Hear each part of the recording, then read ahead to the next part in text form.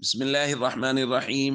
عن ابي سعيد رضي الله تعالى عنه قال: فدعا رسول الله صلى الله عليه وسلم عليه بالبركه ثم قال: خذوا في اوعيتكم.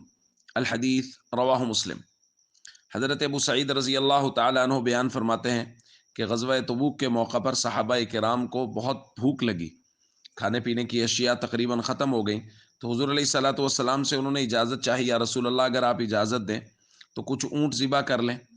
تو حضور علیہ الصلوۃ والسلام نے اجازت دے دی، لیکن حضرت عمر رضی اللہ تعالیٰ عنہ انہوں نے رائے دی، مشورہ دیا، یا رسول اللہ صلی اللہ علیہ وسلم اگر ایسا کریں گے تو قل الظہر، سواریاں تو بہت کم ہو جائیں گی، اور سفر میں پہلے ہی سواریاں کم ہیں۔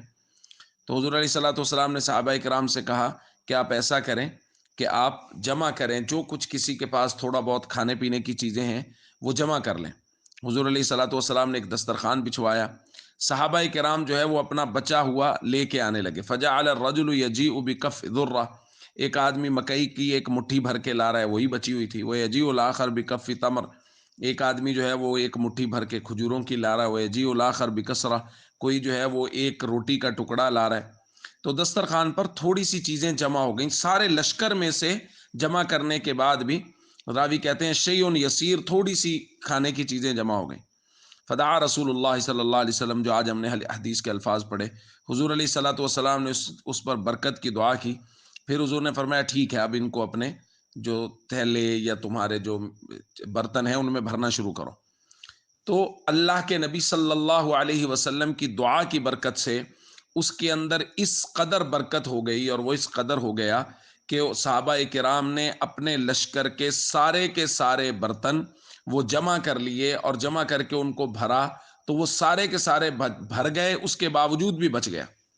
پھر صحابہ کرام دسترخوان پہ بیٹھے، فَأَكَلُوا حَتَّى شَبِعُوا، دسترخوان پر جو بچا ہوا تھا اس سے صحابہ نے کھایا، وہ سارے صحابہ سیر ہو گئے، پھر بھی بچ گئے۔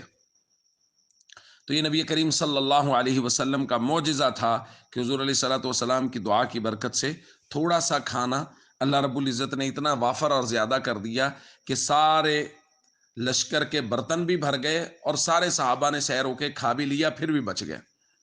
یہاں سے ہمیں جو بات سمجھ میں آتی ہے، جو درس ملتا ہے، وہ یہ ہے کہ اللہ کے نبی صلی اللہ علیہ وسلم نے اسباب ضرور اختیار کروایا، یعنی پہلے سارا دسترخوان پہ جمع کیا۔ ویسے اللہ کے نبی صلی اللہ علیہ وسلم دعا فرماتے تو اللہ رب العزت دسترخوان پہ بغیر کوئی چیز موجود ہوئے ہی پیدا کر دیتے، جیسے من و سلوہ پہلے اترتا تھا، لیکن نہیں، فرمایا پہلے جمع کرو چیزیں، اسباب اختیار کرو۔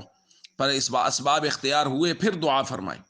تو اس کا مطلب ہے اسباب بھی اختیار کرنے چاہیے اور توکل بھی کرنا چاہیے، یہ دونوں چیزیں ایک ساتھ ساتھ چلنی چاہیے۔ پہلے سبب اختیار کیا جائے، جتنا سبب اختیار کر سکتے ہیں، پھر اس کے بعد اللہ رب العزت پر بھروسہ اور توکل کیا جائے۔ السلام علیکم ورحمۃ اللہ وبرکاتہ۔